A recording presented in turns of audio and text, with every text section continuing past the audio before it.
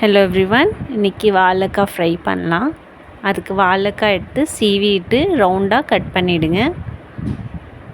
மெல்லிசாக cut பண்ணுங்கள். ஒரு கடாய் எடுத்து ஆயில் போட்டு கடுகு, மஞ்சத்தூள், கறி லீவ்ஸ், காஞ்ச மிளகாய் இல்லை பச்சை மிளகாய் போட்டுடுங்க.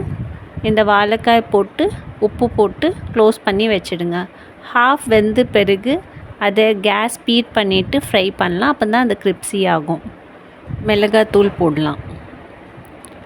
என் சேனலில் கண்டிப்பாக லைக், ஷேர் அண்ட் சப்ஸ்கிரைப் பண்ணுங்கள்.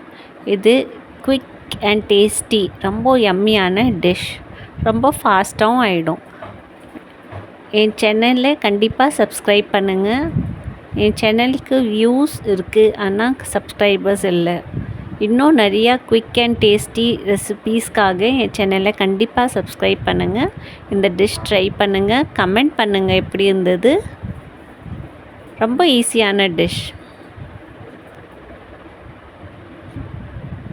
மிளகாத்தூள் போட்டு நல்லா அதை ஃப்ரை பண்ணுங்கள். ஸ்பீட்லேயே இருக்கட்டும், அப்போ தான் அது கிரிப்ஸி ஆகும்.